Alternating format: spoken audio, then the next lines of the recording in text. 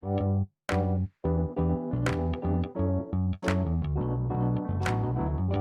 by Riverside.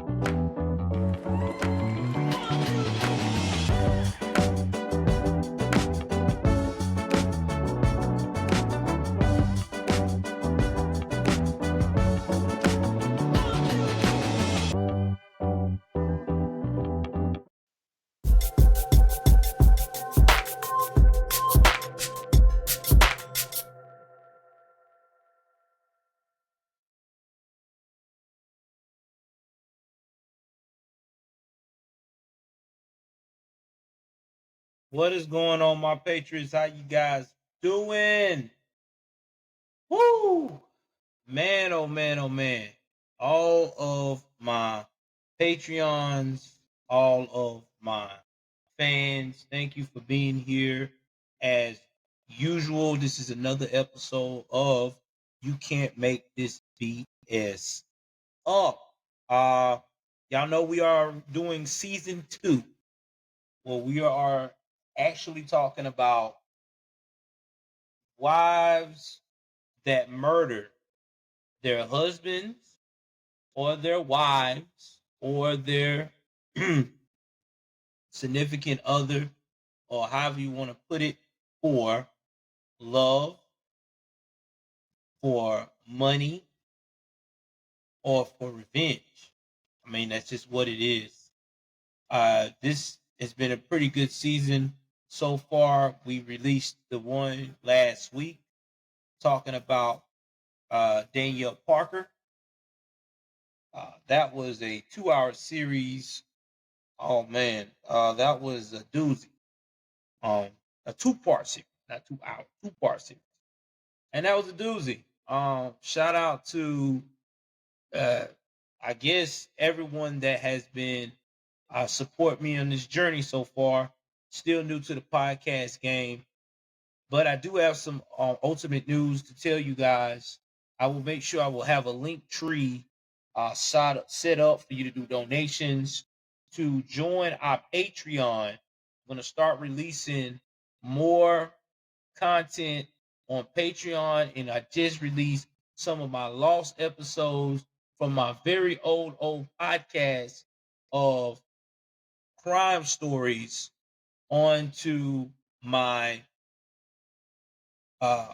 subscription on Apple. So they'll be on my subscription on Apple Podcasts if you like to listen to that. And they will also be on my Patreon. These are cases that I recorded long ago, starting out in the game, but never really put it out there. These are cases that will talk about some of the most horrendous things that has happened. I will also start implementing on my Patreon side, especially criminal cases of known gangsters and gangs, and even famous celebrities that have committed crimes. So check it out. Tell me what you think. I would love to get y'all feedback on this type of stuff because I'm here for you guys, as always. All right, so hold on. Now I'm back. Okay, I had to get my sounds and stuff sounds adjusted. So today's story is going to be a little different. Uh, this story this time is going to be about a certain set of individuals. Now, before I start, I want you guys to understand something. What if all your life you've had a bad run? I mean, a bad run at life. And finally, someone has came along into your life and gave you a lifeline. That lifeline to give you a second chance with society. But what if you allow your demons and your past to actually come back and destroy everything that you have worked hard to get in the present. And that's what this case is actually about. When we talk about Beatrice, Beatrice, uh, Kemper and her co-conspirator, John Murray. This case is very crazy. It's going to make you question the whole thought of love and how people actually really look at love at the end of the day when they're staring their own personal demons right in front of their face. So without further ado, let's jump into this story.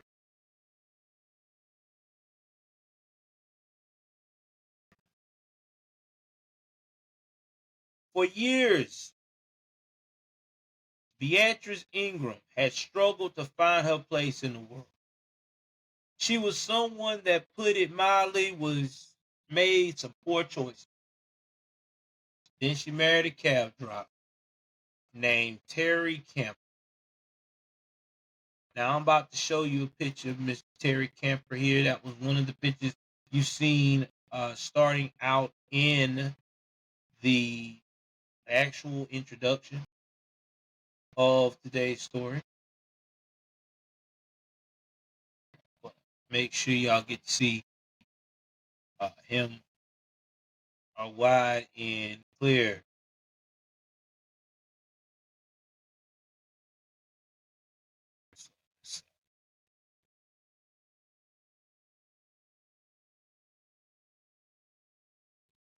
Put him beside me right quick. And never mind my cat. It's just being a cat. But let's continue. Beatrice loved Terry. Now, he was good to her. They enjoyed each other's company. In fact, if you would ask anybody that knew this lovely couple, they would tell you that they were the essential couple of growing old together. Because every time you saw them, they were happy. And Terry was definitely happy to have this gorgeous older woman by his side. They worked together all the time in his cab company. They spent 10 happy years together without no flawed complications based upon that was seen by everyone in the family. But in 2012, their whole marriage would come to a tragic end. Because there's a dead man on the street.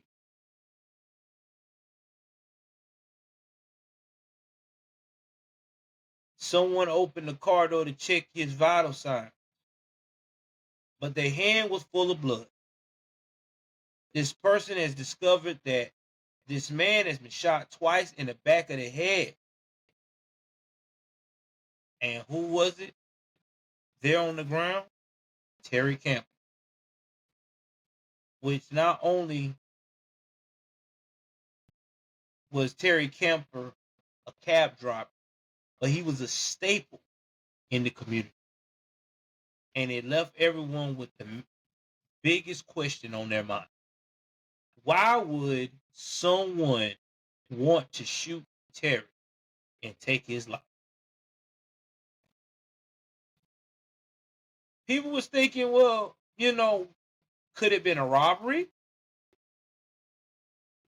This is an area where some people do have substance abuse problems, with the drugs and the homelessness and things of that nature. Uh, they're just trying to score some real cash because he's a cab driver. real quick? Or could it be his lovely wife, Beatrice?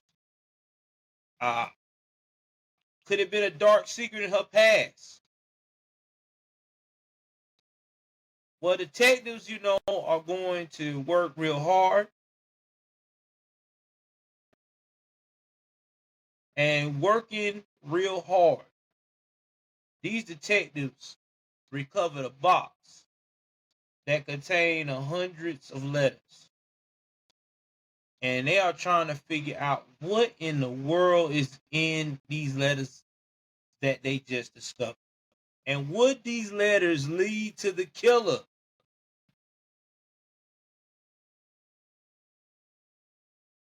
Well, it did.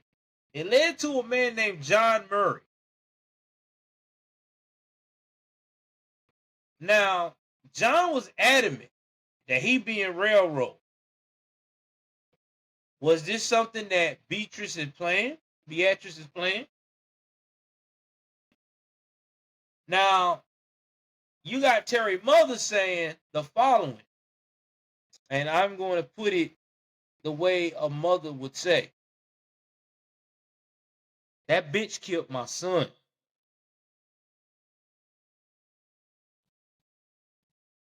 But for us to figure all this out, we got to go and dive a little bit deep about where this all happened, right? This happened at Peekskill, New York. And this all went down on October the 3rd, 2012. Nestled on the banks of the Hudson River, you got this beautiful town of 25,000, conveniently close to Manhattan. It's about 45-minute commute from New York City. Kind of suburb type area. A lot of families there. A lot of people commute back to the port of the city. But Peekskill retains all of its quaint small town charm. Like any small town, almost like a bedroom community. You want to think about it. It's one of those kinds of towns where you may not know everybody by name, but you definitely remember people by their face now. That is why that 911 call that came in around about 2 that afternoon from a mail carrier on Pine Street was a shock to everybody. That phone call was reported that there's that dead man on the street.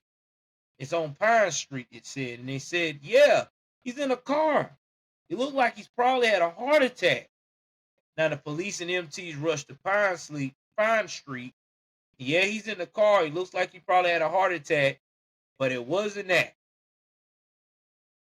Because when Officer Liz Fuchs arrived at that time and approached the vehicle, he realized that it was a taxi driver that he knew was Terry Kemper, and he was slumped over to the right side. Now, 53-year-old Terry Campbell has been driving cabs in Peekskill for almost 30 years. Terry was well known in the community. This guy, like I said, when people saw him, he always was smiling. He had like this glow. There was some people that said that Terry's smile was so infectious that when you had a bad day and you saw Terry smile, you had no other choice but to have a good day. Because he made it seem like everything was going to be A-OK. They said he'll wave at everybody every morning. When you see him at the local deli, like he likes to go to, he like to get his cup of coffee.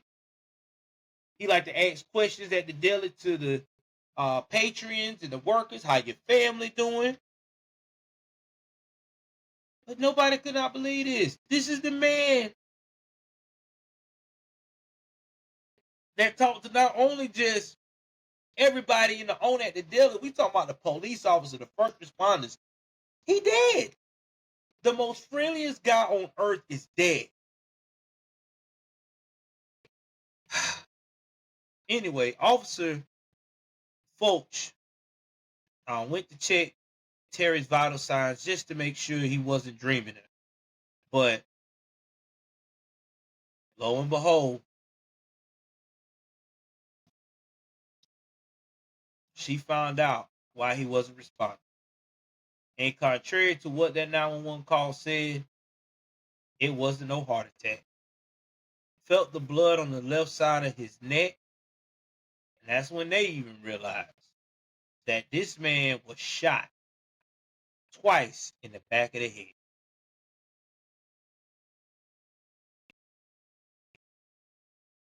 But despite the grave nature of Terry's injuries, they said that the report of a dead man on the street was incorrect because when EMS arrived on the scene shortly after, they had their equipment. They saw some signs of life.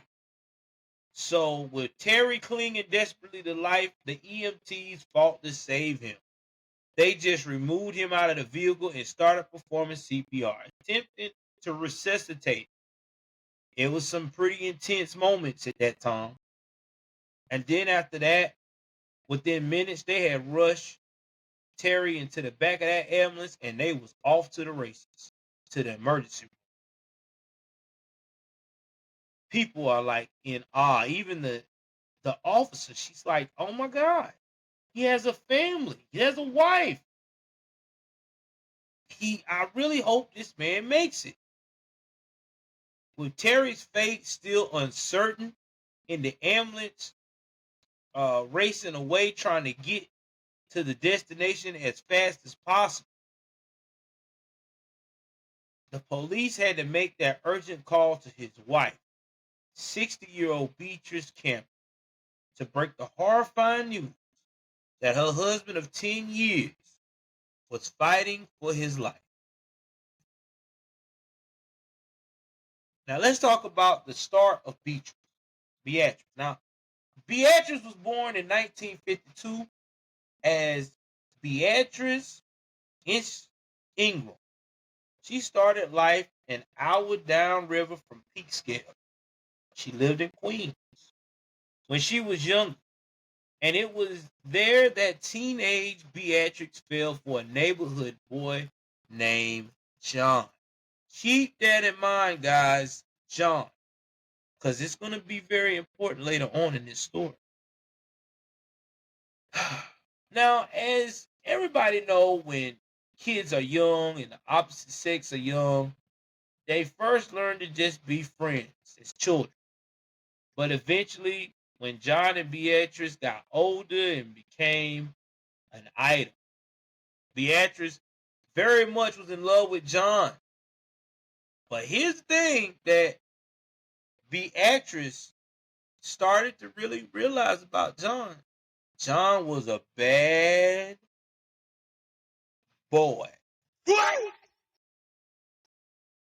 See, he had gotten in trouble. And that is because of his very bad, fast downward spiral getting involved in drugs. Her being a young teenage girl, getting involved with John at the time led her to a dangerous path. See, she started out with pills. And from pills, they went to the harder stuff, which was cocaine.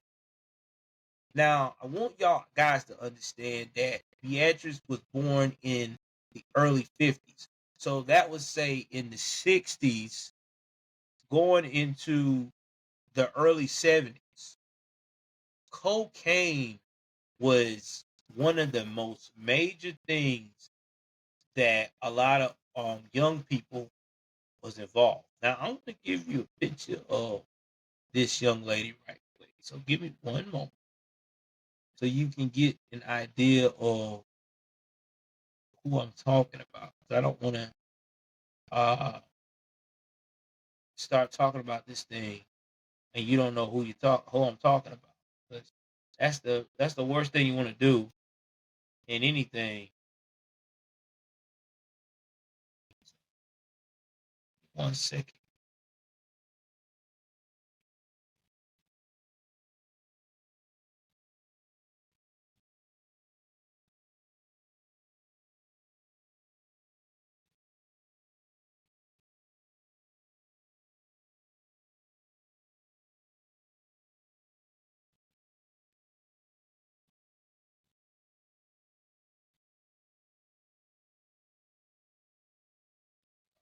Hold on 1 minute. All right. So you get an idea of Beatrice. So this Beatrice right here, and this is John Murray. Want to make sure you knew who you're dealing with here with these types. Let me make sure I zoom in correctly so y'all can get the full scope.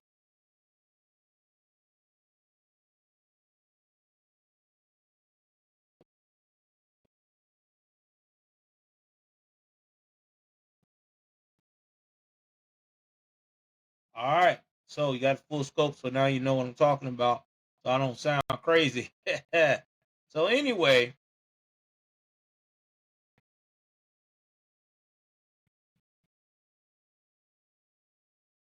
she was someone that, being nice about the situation, made some very bad choices. And not only that, John's choices soon landed him behind bars. Now, Beatrice was very heartbroken by her boyfriend being incarcerated. Now, Beatrice did her best to start over because now she's in her 20s and she met someone new and appeared to be on a better path. She was married. She had 2 girls and a boy, but that relationship eventually ended. And once her kids were grown, Beatrice struggled with what to do for the next chapter of her life. A search that would lead her to Peekskill, New York, and to Terry Camper. Now, 7 years younger than Beatrice, Terry's life also started south of Peekskill, which is about 120 miles south. 1,200 miles south. We are talking about all the way to a town called Hattiesburg, Mississippi. But see, when Terry was 5 years old, the family moved back up north because their father took a job near Peekskill. Now, their daddy worked at a veterans hospital, which is in Montrose, New York, until he was 79 and he retired. And as a result, Peekskill was the only home that Terry ever really knew. He really would never remember anything about Mississippi because he was 5 years old.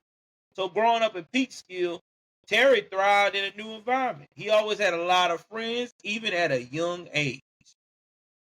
Now, he had friends coming around to the house, and they'll be there all the time. They said Terry was easygoing, lovable, playful, and outgoing. And then when he graduated high school in 1978, now listen to this, he launched a career that was fit with his easygoing, gregarious nature. He started his own taxi company, and that's all he wanted to do. He didn't want to do nothing else but drive that taxi. It meant everything to him. He loved to be out in the public. And by the end of the 90s, Terry had built a successful business, man. He had lawyers, he had doctors. We're talking about military, high ranking personnel, even some of the high ranking officers in the police force. Everybody wanted him to take them to the airport whenever, wherever. Now, the lovable cabbie also became a fixture in his hometown. He's a guy that the community knew. He was a nice guy. He was a waiver low. If you say, hey, you saw him, driving around Peekskill, he would throw a wave. Terry talked to everybody, the police, the mayor, you name it. He had like he never met a stranger. In fact, people started to say he act more like the mayor than the mayor act itself. But however, at the age of 40, Terry had yet to meet someone that he could actually call his person, his better half, he always called himself a lady man, but people's like that was just a little moniker he had for himself. He really wasn't with the ladies like that. You know what I'm saying? Like this guy really was just a hard worker and probably would go home and lay down, realize that, oh well, it's another night I'm by myself again, and get back to it the next day like it wasn't nothing. There's a lot of people like that. So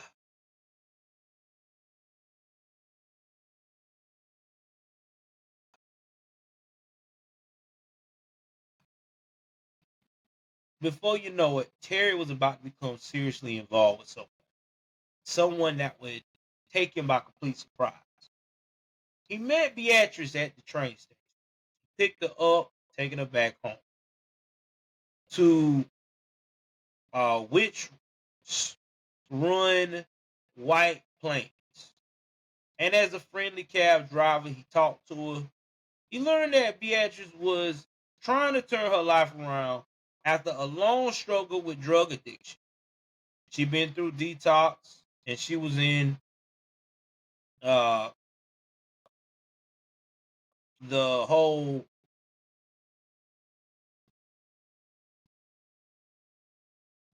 trying to find somewhere to stay. Had nowhere to stay, and she had to go through that program.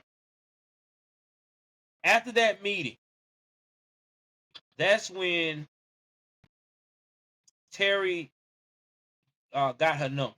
Now, this is back in the day where we didn't have cell phones where, we all put our numbers in each other's cell phones, or this is back in the day where, you couldn't say, hey, what's your Instagram? What's your Snapchat, mom?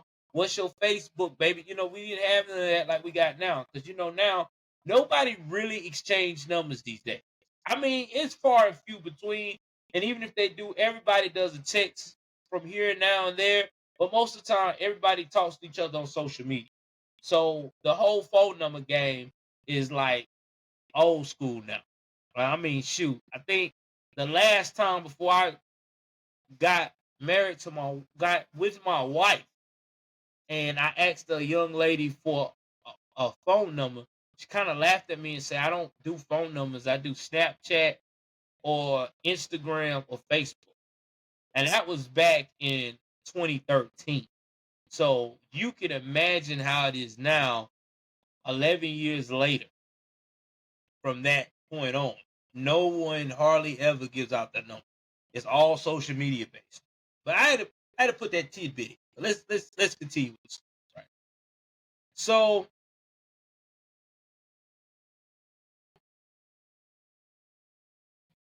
he would go to where she living at, right? He would pick her up from time to time.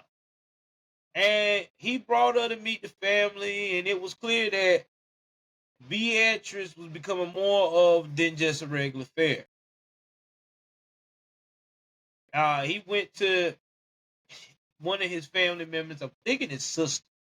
He was like, hey, Beatrice completed a program, you know? And he was like, listen, man, I need y'all to help the girl. I really like this young lady, right? This older lady. She's good people. She's trying to get herself together, man. Give her a stop. Get her a fresh start. So when she came out, what they called the wire at that time, she had nowhere to go. Terry's mother took her on in.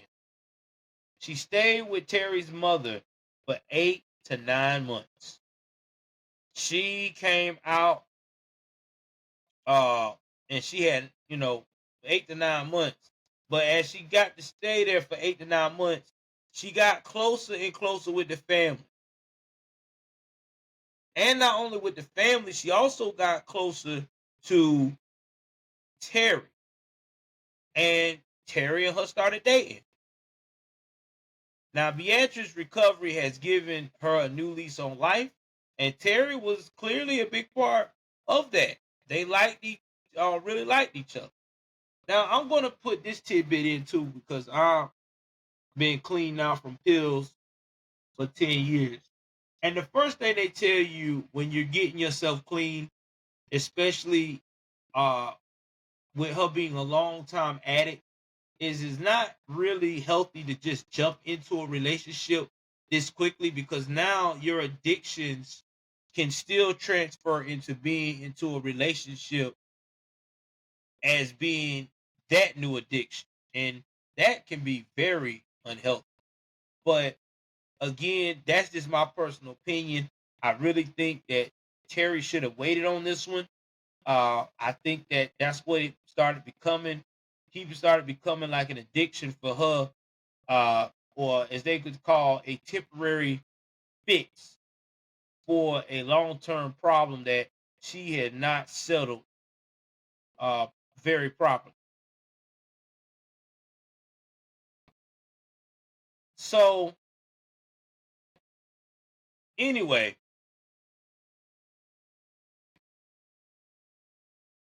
everybody's like, okay, looks like it's gonna work. So they kept being around each other. They got an apartment together. And then after a year of dating, Terry decided to ask Beatrice to marry him. Now Terry loved her to death. He did a lot for her and her family. So Beatrice was gonna say, yeah, I mean, hey, I got this guy who saved me while I was at my lowest point, and now he wants to marry me. Let's go. And after all, Beatrice loved Terry because he was good to her. So in 2002, they were married. It was a beautiful wedding. Uh, Now here's the thing: when Terry got married to this woman, he became an instant grandfather because her grown children had children of their own. Now, his family also pitched in to do all the cooking for the wedding. Now, let's talk about the grandkids. Her grandkids loved Terry. When I say they loved this man, they loved the fact that he was like the grandfather they never had. He took them in with open arms, with no problem. Now, her daughter kids would spend time with him all the time. Okay. He'll bring her to his sister's house, his brother's house.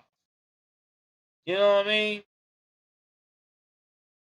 They just call him grandpa. So over the next few years, they got a comfortable life. Uh Terry decided to get a job at Walmart. And after that, while she was doing that, uh Terry business was blowing up. Like Terry business was so profitable at this point. Terry didn't have to be on the road to do his cab work every day. He had people working for him now. So he could focus on the business aspects of the taxi business. But don't get it twisted now. Just because Terry making his money, Terry still loved to drive his taxi now. He was still getting the taxi cab in a minute, pick up his people, have a good conversation, take them where they need to go. So he was still doing that on the regular. And guess who was by his side? You guessed it, Beatrice. Beatrice used to ride with Terry everywhere on his runs, his calls, except when she was away visiting her daughter for the weekend or when she was at work at Walmart. Now, I don't know at Walmart did she work full time, but the way they said that everything was set up with Terry's money, with the cab business, she really probably didn't work full time. I'm quite sure she probably worked part time because they said Terry was good. Like the money he was making was good, real. Now here's the cool thing: he would take her to work, and after um she get off work, they just ride around. They work together all the time. However, Beatrice wouldn't be along for what turned out to be Terry's last ride.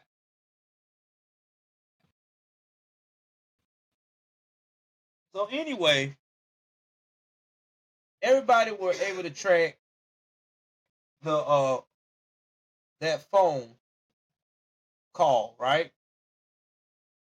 It was a little after 2 on the afternoon again on October the 3rd, 2012, when the police in Peekskill, New York, received a surprising 911 call. Like I said before, they were told that there was a man dead on the street on Pine Street. They even heard that, yeah, he was in his car. And when the officers arrived on Pineskill Street, a few minutes later, that's when they found, again, 53-year-old Terry Camper slumped behind the wheel of his taxi cab.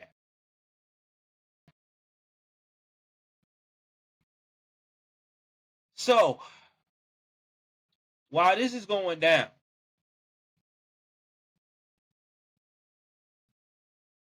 they got to the hospital, still performing the CPR. When they got there, the doctors doing everything they could. Meantime, you got Terry's wife of 10 years, 60-year-old Beatrice Camper. She's rushed to his side. His wife has shown up within what appeared to be like minutes of their arrival at the hospital. It's like, wow, she got there quick. But unfortunately, Beatrice was already too late. Between 3 or 5, but at 3:05, they pronounced this man dead. Now, they said Beatrice was crying. She was very upset, distraught. There was family members met B in the hallway, and BA hugged them. She was screaming, "He's gone," and he was saying, "Okay, he's gone." I said, people asked him what happened, but Beatrice said she didn't know because while the doctors told her and the family that Terry was dead, it was the police who told them how Terry died. Now, he told her he had been shot in the back of the head.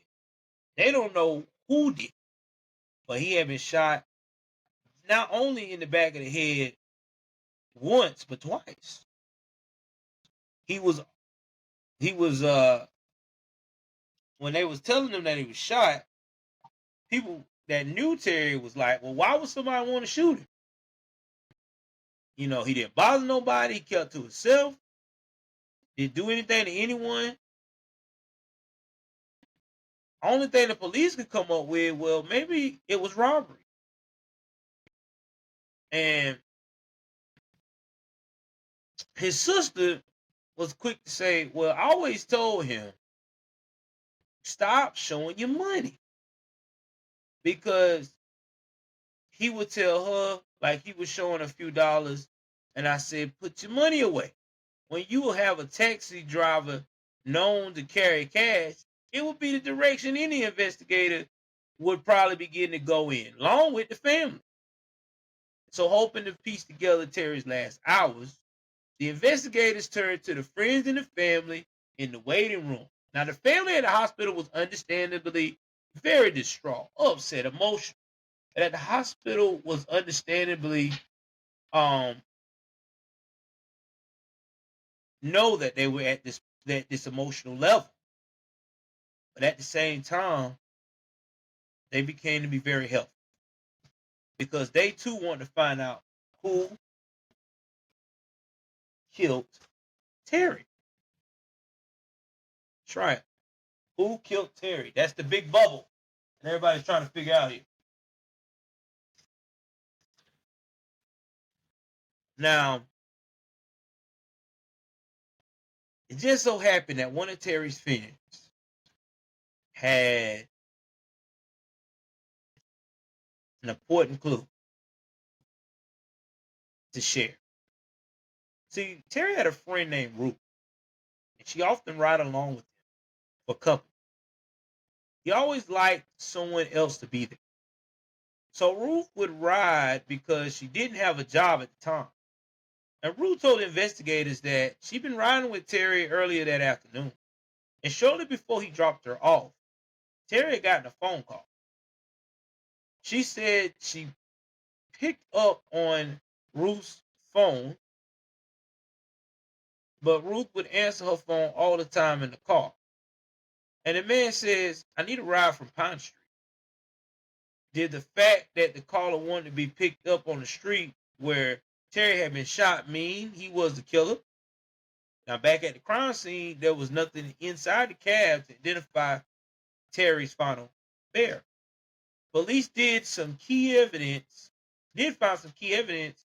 There were two shell casings in the car and a live round left in the back seat of the car.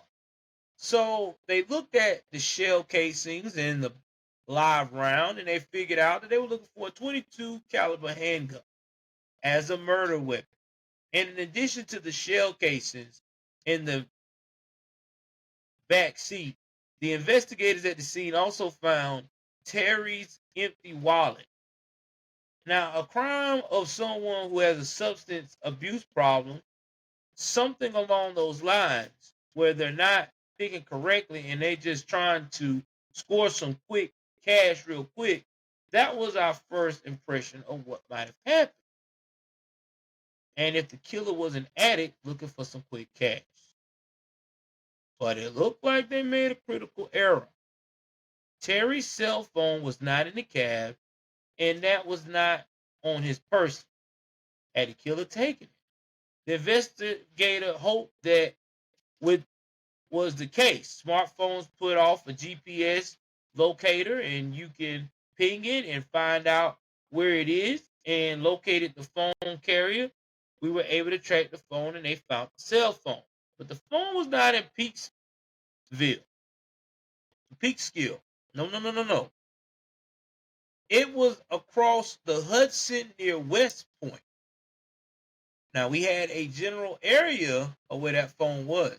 It was somewhere along a wooded stretch of highway, not far from the river. And at that point, they just had a detective constantly calling the phone. And we basically just walked around the woods inside of the road until actually the detective didn't actually hear the phone ringing. It was located on the side of the road as if it had been thrown out of a window of a moving car. The cell phone trace didn't lead the police directly to Terry's killer, but it did provide a crucial clue.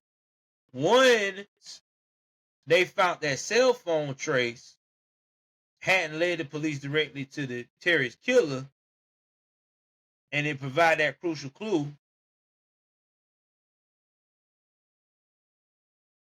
they knew that that person had threw out that cell phone and fled north. And that they went at least from Peekskill up into Orange County, at least as far as the cell phone went. And in order for someone to do that, they would have to cross the Bear Mountain Bridge, just based on where the telephone was located. And that was important because we knew that the Bear Mountain Bridge had video surveillance cameras on it and recorded every vehicle that went through. So the question was, whose car were they looking for? Could the call log of Terry's phone provide the answer? So police immediately tried to figure out who the last phone call was made from. And what happened is that they were able to trace the call to a burner phone. Now, y'all don't know what a burner phone is. I'm going to tell you what a burner phone is.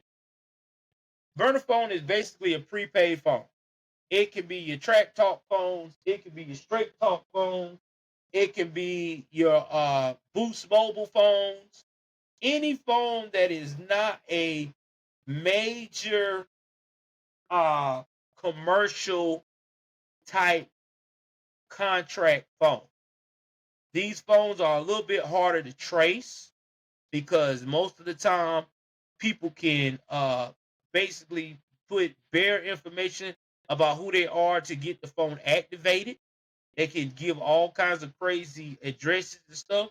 But most of the time, to get these phones narrowed down, the police, even back then and even today, they go by the serial number of the phone.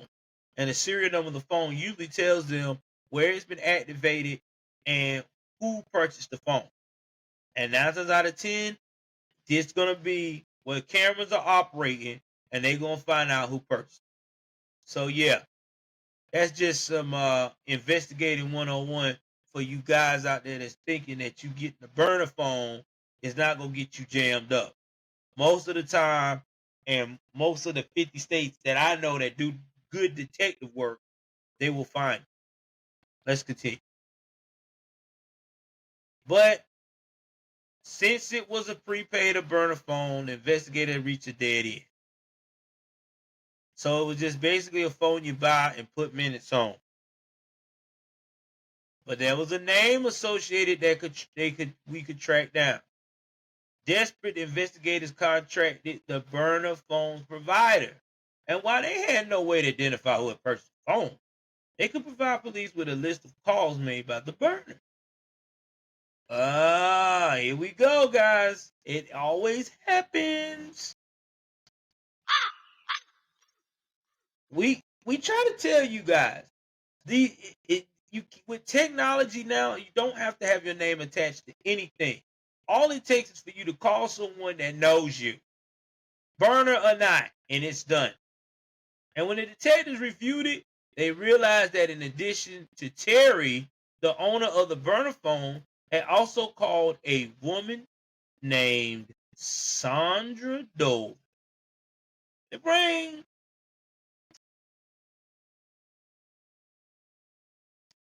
the bail of this home, the Peace Hill Police, State Police, and a state trooper.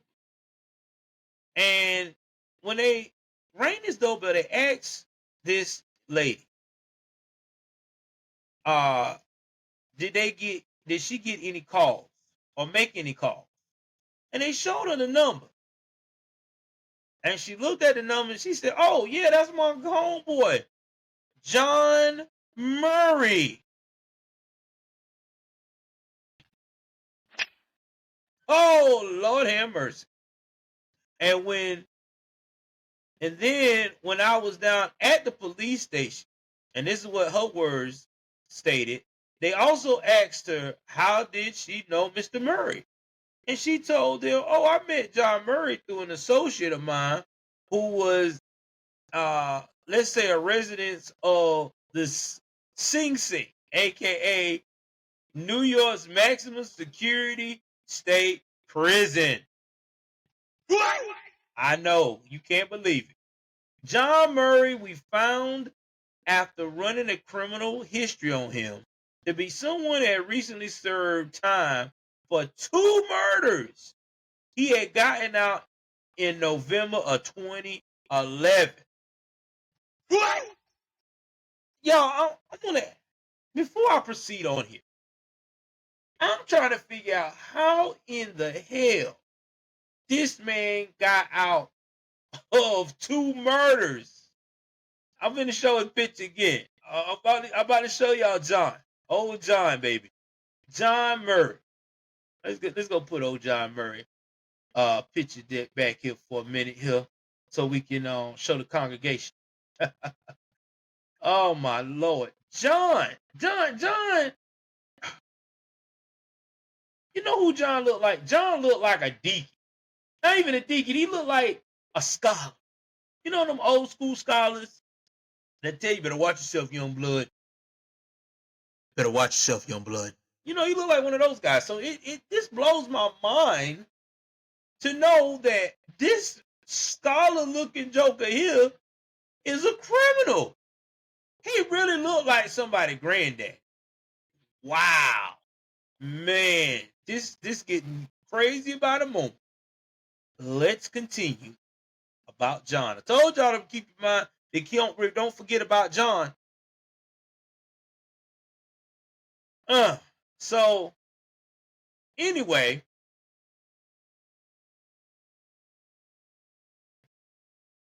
they found out he was still on parole. In the past 11 months, he been living with his wife. Now, I'm about to put a twist on this. Guess what type of work his wife was into?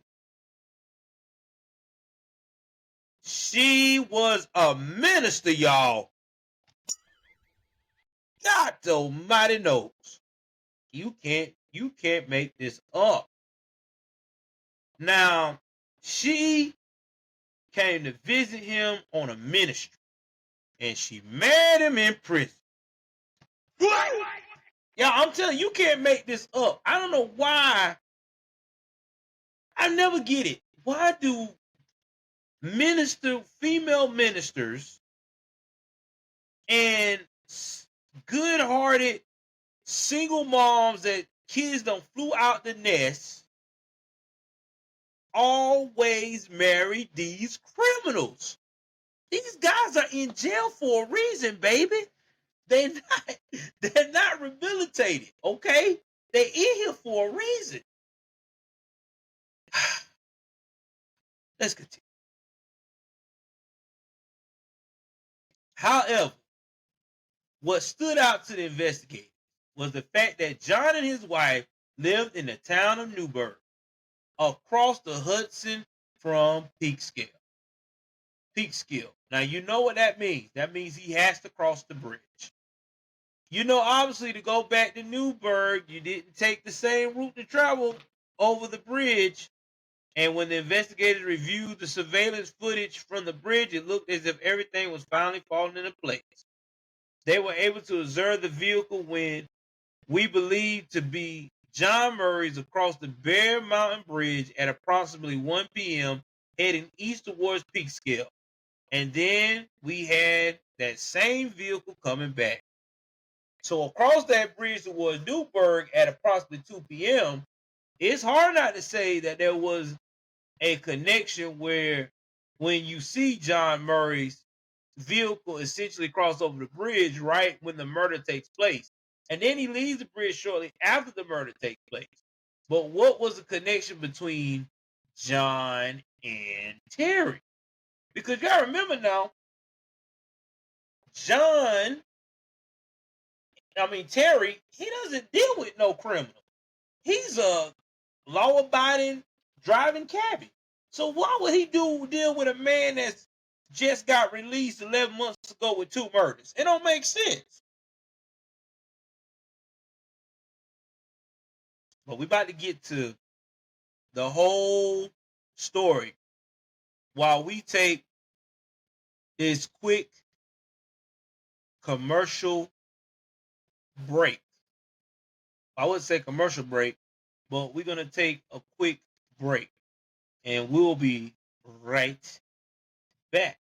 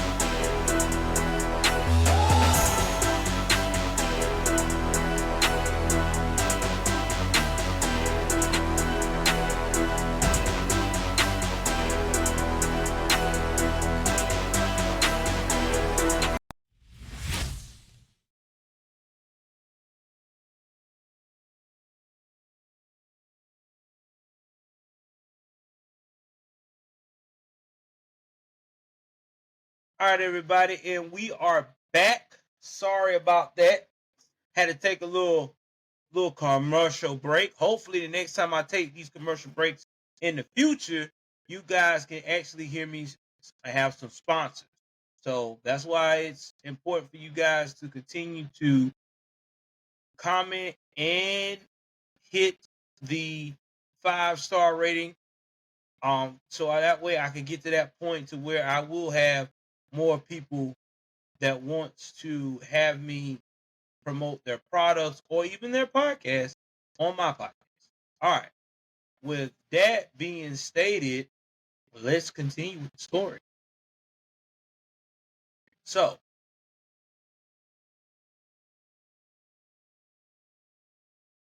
getting back to the investigators trying to figure out why would this man, John Murray, want Terry Kemper, the beautiful, spirited, independent, world-renowned community guy dead, right? I mean, it just didn't make sense. So less than 10 hours after the shooting, the Peekskill police were in Newburgh looking for some answers. So a little after midnight, they knocked on the door of Mr. Murray's residence, and he wasn't too happy to see it. Although the ex-con did cooperate, John agrees to go to the city of Newburgh Police Department at that point, and he's interviewed by two of the detectives. Though as soon as John sat down with the detectives, they realized that this ex-con was not going to just crack open and give them the secrets that they need to put this thing together. And they also noticed that this ex-con too was no softy, okay?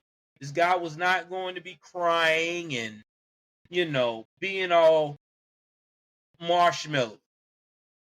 They said this man had 1,000-yard stare like he was in the Marines when you talk to him. He looked right through him. He gave an aura to everyone that he was very cold and he was dark.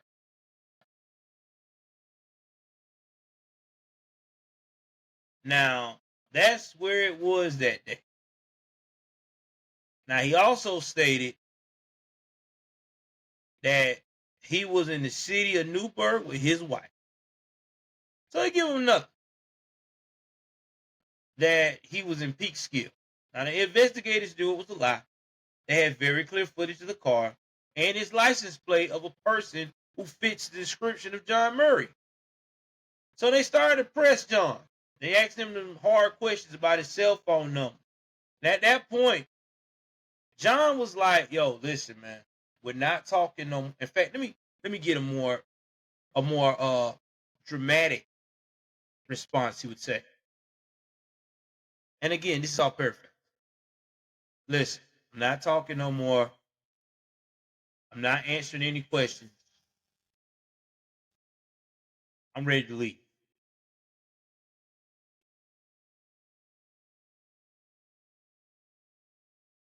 But however, this was making him look very suspicious. And not to mention, too, when they gave him the evidence that they already had on him, and knowing that he was a convicted killer, they knew he placed a call to Terry shortly after the murder. And they could put him traveling in and from the scene of the crime. So everything was coming together. But this was circumstantial evidence pointing to John. So they couldn't prove that he was the killer. So at that point, they were like, "All right, man, you can go." And it wasn't like, "Yeah, you can go, don't skip town." Usually they just tell you, "Yeah, you can go," basically saying, "Oh, we far from over."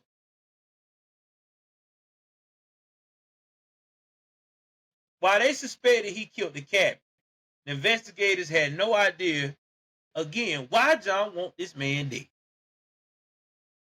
So as they are starting to investigate, the phone calls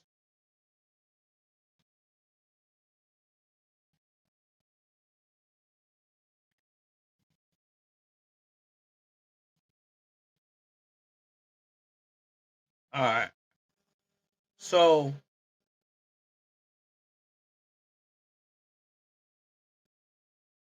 anyway,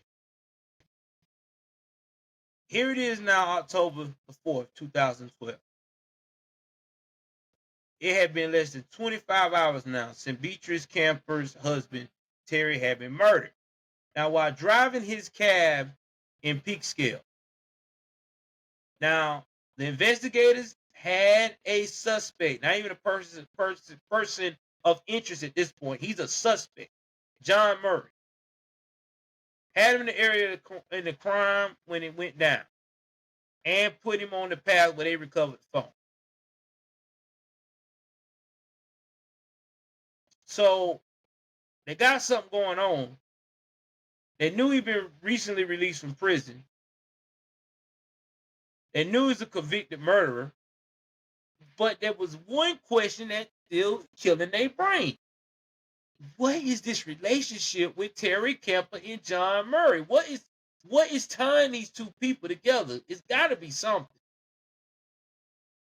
Because they're like, okay, you got two guys living two different lifestyles, right? You got one that is a citizen and one that is just been released and is on parole and supposed to be learning how to be a citizen. So why would the repeat offender shoot a man that's a citizen? So the detectives and investigators, whatever you want to call them, they sat down for a minute and they started thinking. They said, you know what, man? We're missing something here. You know what we need to do? We need to contact the prison, New York State prison, that this man was in. And maybe we can find out who he was visiting, who he was writing to, who he was calling, and maybe we might can find a connection here onto why he would want to kill this man. Because you got a circumstantial case right now, and even tie it to go to the even if the grand jury convicted him, he could easily get off with the right lawyer. So they got to make sure they do this right? So they go ahead on and go to the state prison and go through the records. So while they were visiting the logs, telephone logs, doing their investigation, they discovered telephone conversations between Murray and Kemper. And I'm not talking about Terry Kemper either. I'm talking about Miss Beatrice Kemper. 60-year-old Beatrice Kemper, who was Terry's wife for 10 years. But that phone record revealed that she known John Murray at least a lot longer. And there was a lot of phone activity. They said between John Murray and Beatrice while he was incarcerated, there were hundreds of calls. We talking about hundreds. More than 900 alone in the last 11 months. I want you to see what I just said. 900 in the last 11 months. You're probably asking, well, Joel, what that comes out to be 900 calls in 11 months. Well, I'm about to tell you. That means they were calling she was calling this man, he was calling her 81 times in 1 month. You divide that by the weeks in a year, that means this man was calling this girl 19 times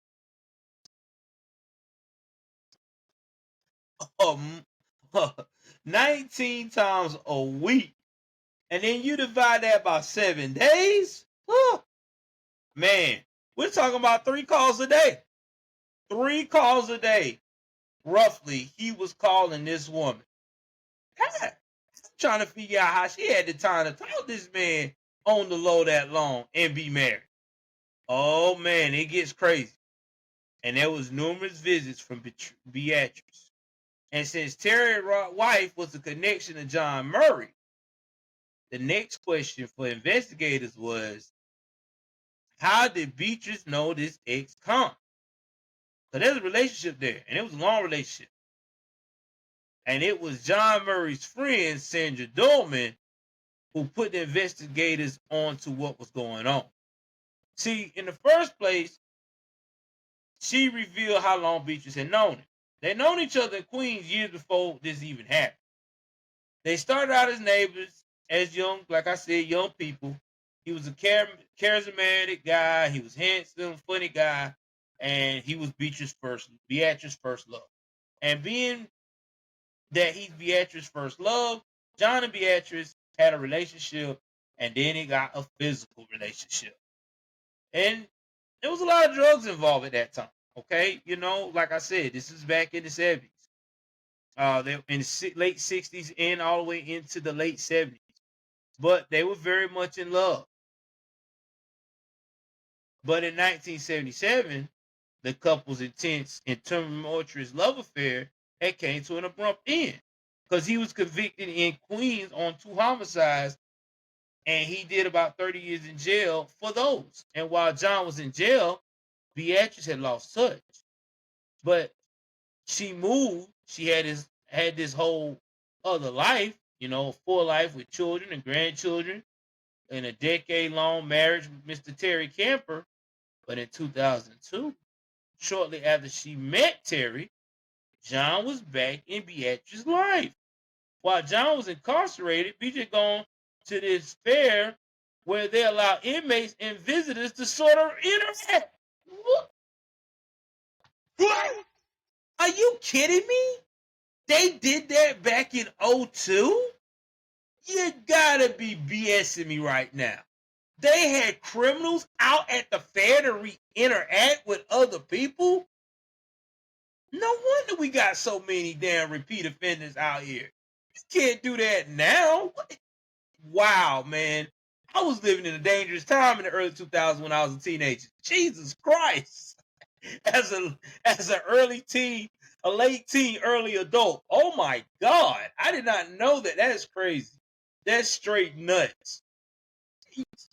Wow. Hey, come on. I only got a few months left, a few years left, baby. Let's get to know each other at this fair. Man, you can't make this shit up. Anyway. Wow. Beatrice was invited by a friend of hers who was visiting her own family member, and Beatrice accompanied her to the fair, where she happened to run into John Murray. And they started, writing letters back and forth to each other. And based on the prison logs, the letters, phone calls, and visits has turned an intensified for the next 10 years. Despite the fact that Beatrice was married to Terry, John and Beatrice at one point were talking, pretty much daily. But what did the relationship had to do with Terry's murder? Now, this is what Terry's family believed. They told investigators that at the beginning of the marriage, Terry and Beatrice had gotten along well. They seemed very happy. And I thought she was happy too. But in the last few years of their decade-long marriage, the family noticed a change. They think that she was falling out of love with Terry. Not only did Terry's cousin think that Beatrice was falling out of love, she thought that Beatrice might have been seeing someone else. It's just a change in her. She would fix up different. Her hair, her clothes was different. And always going somewhere on the weekend. Going to see who you think, John. Damn. According to Beatrice, she was visiting her daughter who lived in Yonkers. But Terry's cousin wasn't so sure. I think she had someone else on the side. And according to his sister, Terry was growing suspicious too. He came up to me and said, there's something not right with her, or would be. But the family said that Terry was determined to stick things out. Oh, Terry. Terry, listen, guys, this is for future reference. If you with somebody and they start changing up, extremely changing up and being distant, and you feel like there's an outside force, And it's to the point that you may think that you can't do nothing with that outside force. It's best to leave them alone. I'm just saying. That's just my personal opinion.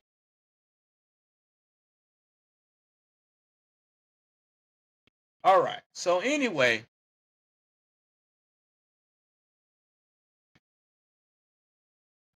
he loved her and he wanted to make this marriage work. And that became increasingly difficult as time went on. According to the family, she would be a little mean to him. She would talk down to him. She got to the point where every time he say something, she yell and scream. I'm like, why is that? Mm-mm.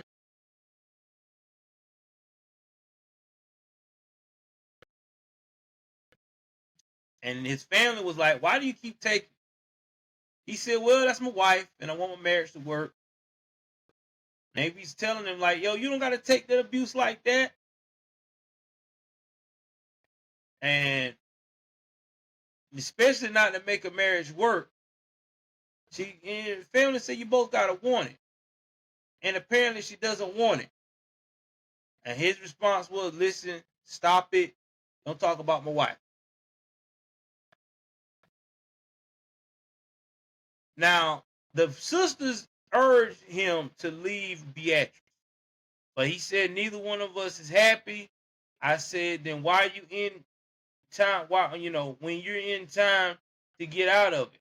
I said, because nothing comes good out of a relationship when both of you are not happy. But she said that from his sister, he refused. He said, I can't leave because she has nowhere to go. And I said to him, and that was his sister said, move in with me and my mother. He's like, I just can't move out of the apartment. And they said that that decision definitely caused his life. Listen, guys, and I can relate that as a man. Some men like Terry are very prideful. They say pride before the fall. And I'm guilty of that too. You just don't want to be like, damn, I gotta move in with my mom, I gotta move in with my sister. Then you feel like you gotta start over again. So if you can make it work, you're gonna try to make it work. But I'm not saying what his decision was right. Never would say that. Never at all. Anyway, based on what the police learned, they decided to bring Beatrice in for questioning on the afternoon of October 4th. Now, detectives asked her if she had known a John Murray. Now, first, like anybody that's trying to hide some shit, she denied knowing it. No. And when they knew she was telling a lie, and as far as the investigators were concerned, that the fact that she was lying about knowing this man at this point, they knew they was on to something. And not just in an interrogation room either. Because when the investigators brought Beatrice in for questioning, they executed a search warrant for the apartment she shared with Terry. And during the execution of the search warrant, Miss Camper's apartment, detectives recovered a box that contained 100 letters of correspondence between Beatrice and John. Love letters that she had kept when John Murray was in prison. Sending her love letters almost dead. Me and my partner kind of looked at each other, and this is coming from the detectives, and we're like, wow, she really, she's involved in this, and the plot thickens, so to speak, once they begin to see what was written in them and realize we now had a motive, investigators was while searching their apartment.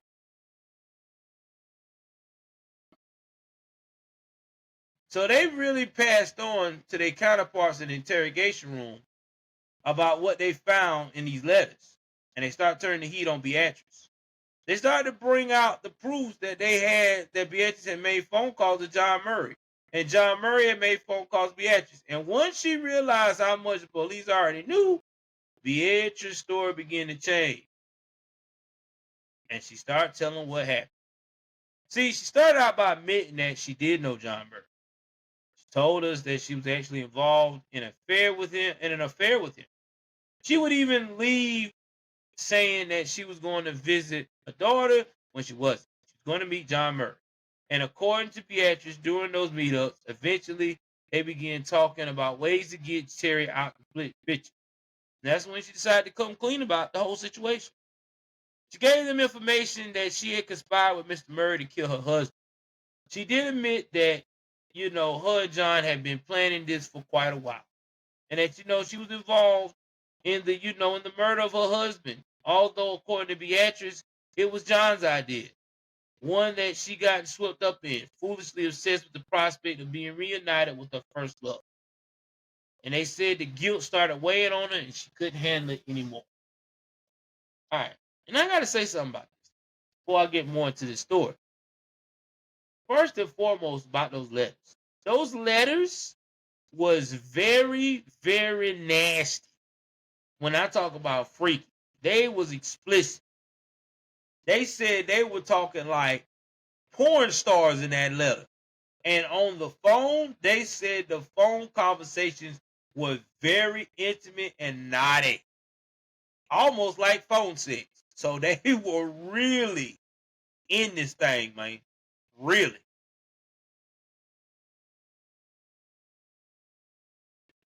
So with the weight being lifted off Beatrice, she definitely seemed very remorseful, but they said it was probably some kind of satisfaction as to holding all that guilt inside. And coming out telling the truth at this point,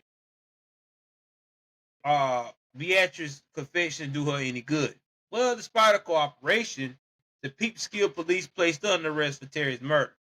She provided all the information that Murray needed to pull this off. And thanks to Beatrice's confession, that's right, the investigators had enough to charge John Murray with murder. He was taken into custody up in Newburgh. And when John Murray was arrested, he basically had no reaction, didn't even ask why. After all, John was a convicted killer. But in the weeks ahead, some people would be wondering, was he just a pawn? Well,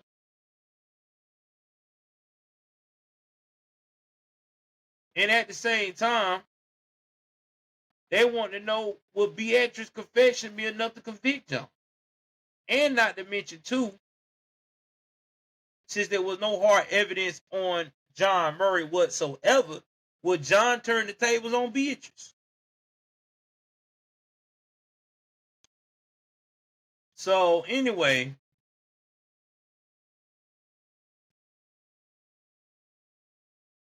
he had given that phone to Beatrice Kemper by April 9, 2014.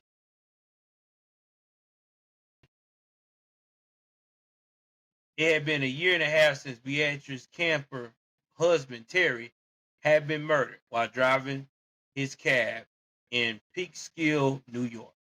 Everyone had nothing but good things to say about Terry. Terry was a well-known local cab driver, and Beatrice had a 62-year-old ex-con named John Murray, who had both been charged with murder. That was her boyfriend that corresponded. They had corresponded while he was in prison. So, in fact, at the time of their arrest in 2012, Beatrice had confessed her role in the crime and everything. And you can also too see that when she came in the courtroom, now 62 years old, in Westchester County, New York courtroom that morning, she had aged horribly. She didn't even look like the same person. I mean, they said she looked like shit. This process taking a lot from her. However, she had been charged with second-degree murder for her role in the crime, and she hadn't come to court to stand trial. Instead, she's going to testify against her old flame, old John Murray, who was on trial for the alleged role in Terry's murder. Now, John was adamant that he did not commit the crime and that he was being charged based on the fact he had a bad prior record. And he was adamant that he was being railroaded. But did Beatrice's boyfriend have a point? Doubt it. I mean, even though he had circumstantial evidence against him, the only thing directly connecting him to Terry's murder was Beatrice's confession, and the prosecutor had done everything in their power to secure the testimony against John. The Westchester district attorney officers offered him a plea deal in exchange for her testimony against John. That decision that was made to get the actual shooter, the trigger man, definitely need to be in jail for life. So that was the goal. And it was no surprise that Beatrice accepted the DA offer, and she was in her mind trying to cover her own ass, get less of time, and started pointing the finger at John Murray. But the thing about it is, because she closed the deal for the prosecutor. And when Beatrice took the stand, the entire case was riding on her testimony. There was no firearm recovered. There was no eyewitness to the actual crime. There was no DNA evidence or any forensic evidence. There was no hard evidence against John Murray whatsoever. The only thing linking John Murray to this crime really is the testimony of Beatrice Kemp. And on the stand Beatrice began by explaining the background, how thorough her marriage to Terry. Throughout her marriage to Terry, she and John had been having a secret affair. She had romantic involvement with Mr. Murray. Despite the fact that they were separated by prison bars, and then if the letters he sent her from prison from any indication, their romance had been pretty steamy as well. Remember I told y'all about that? When she said every single letter that they had in that apartment, and in every single letter, there was a very sexually explicit relationship.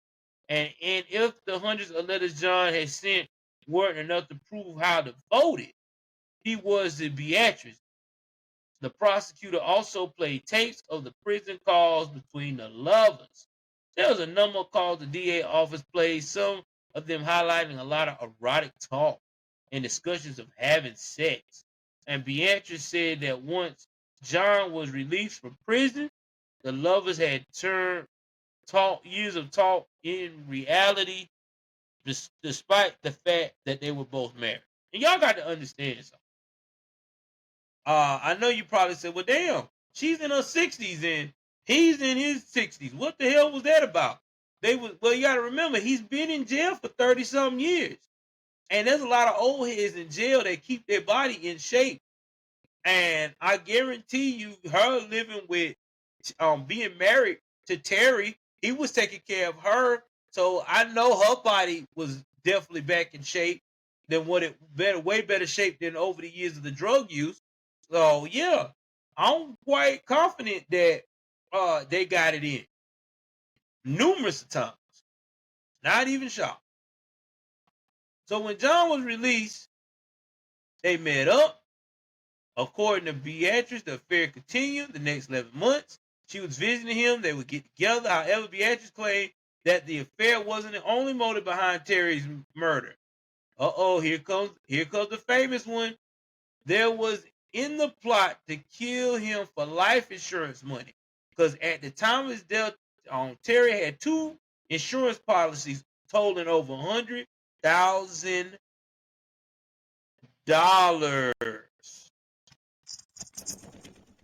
Yep. Their goal was to get rid of Mr. Kemper and collect on that life insurance policy. And one of those policies had been taken out barely a year before Terry's murder. Now, shortly before your spouse dies, change that insurance policy does not look good for the living spouse. But however, according to Beatrice, John was the one who pushed her to do up the coverage, and the prosecutors had the audio tape to prove it. They had quite a few discussions about that policy, discussions that were recorded on tape when Mr. Murray was in prison. There was a conversation that takes place in which John tells Beatrice in so many words, you need to up his, meaning Terry's insurance policy. Guys, let me tell you something. That's why y'all be messing up in prison, you criminals. That's how you always get caught. Y'all be pillow talking on the telephone. The prison recorded every call. That's why it says before you accept that this is a recorded line. And in response, a few days later, Beatrice calls John and tells him, "Look, I did what you asked me to do. I changed the insurance policy. And when people heard all this in court, they were shocked into things that were going on and what Beatrice was doing behind Terry's back.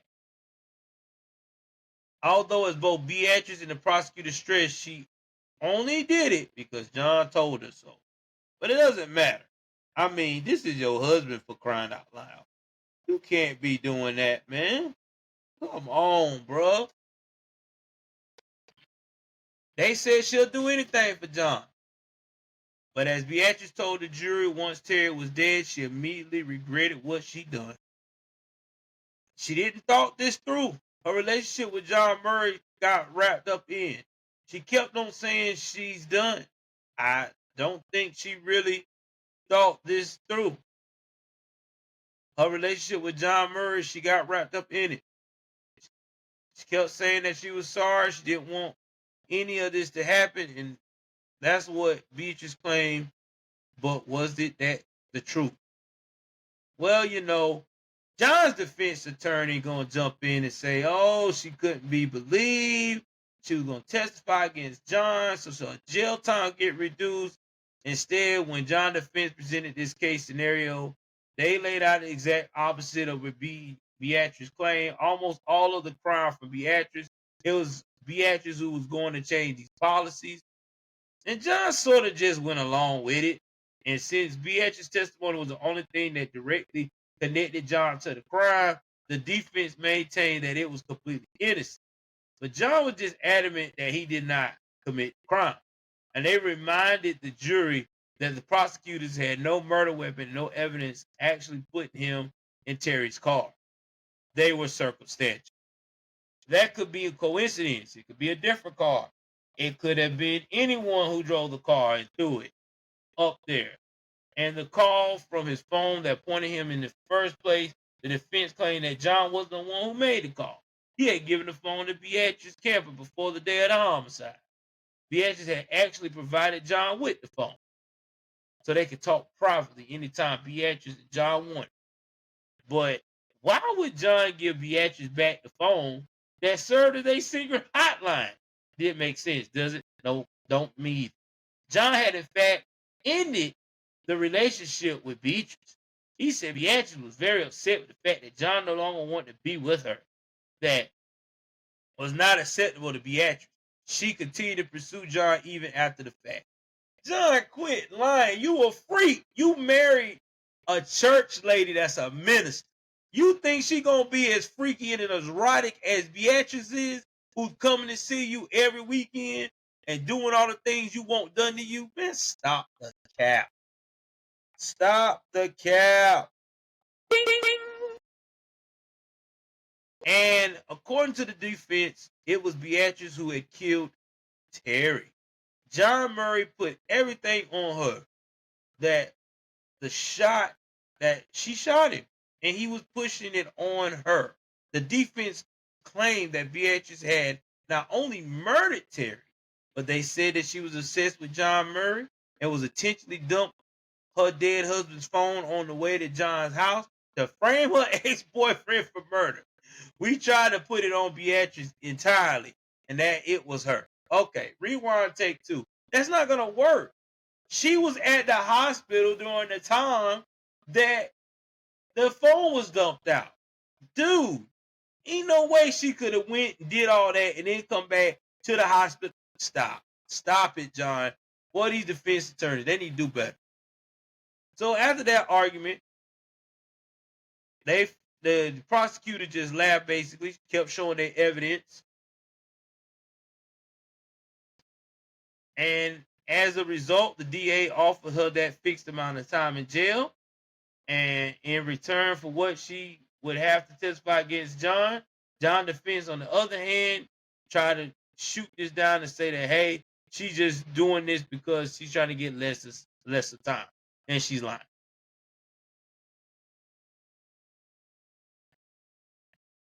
But anyway, it was time at the end of the case.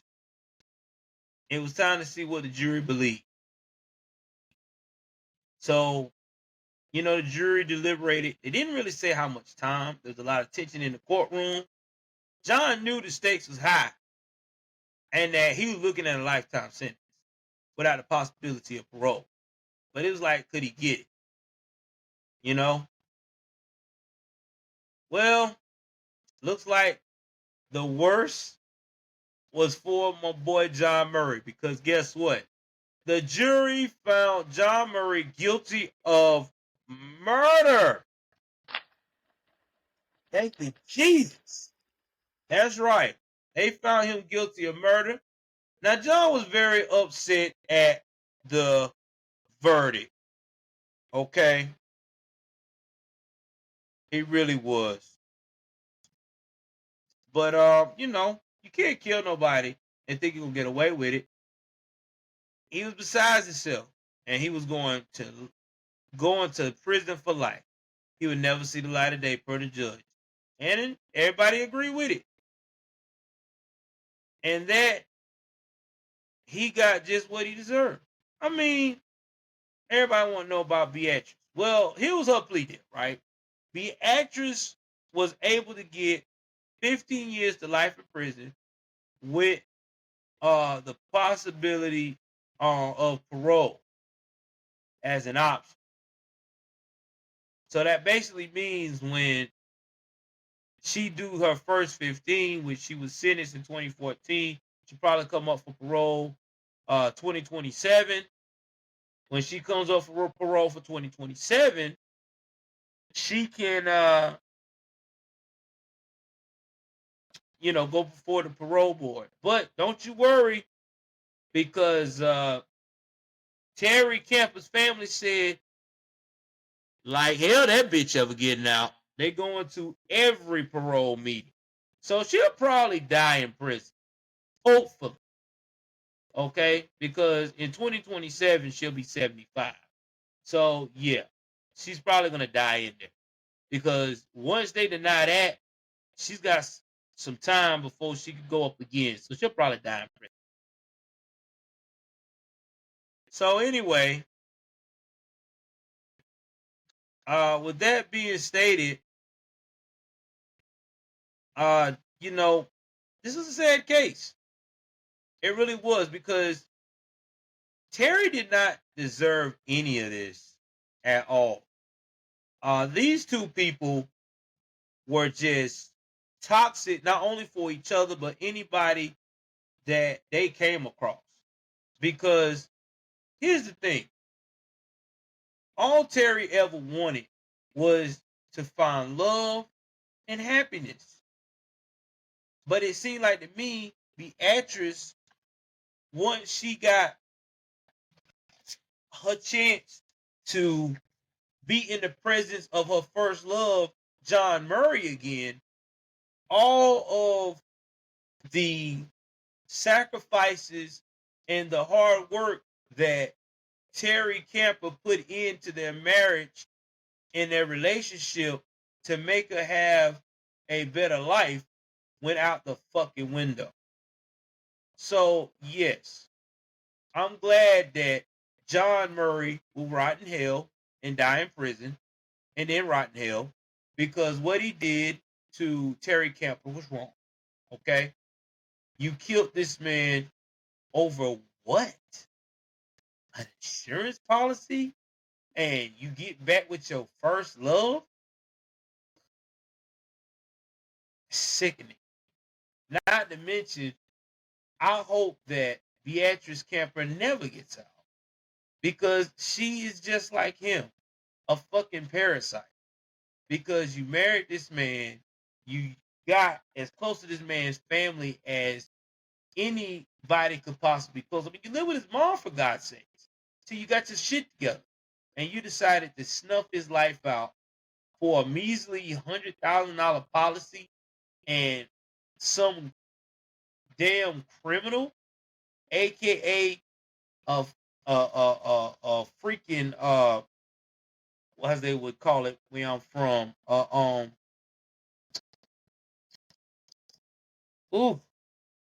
Pookie? Man, stop. Anyway, guys, that's all I got for this tonight. Again, with this episode, follow me on Patreon. That means www.patreon.com/you can't make this BS up. Not to mention, too, you can also start subscribing to me on Apple Podcasts. That is available as well. So that way you can get unedited episodes of the lost tapes and stories I've done that no one has access to. Thank you very much. Take care of yourself. Be safe. And whatever y'all do, man,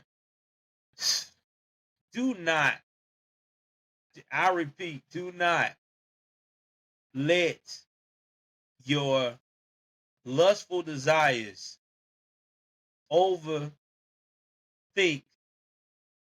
your lifetime happiness. Again, don't let your lustful desires destroy your lifetime happiness, because it sure will. And that's a fact. Take care. I'm out.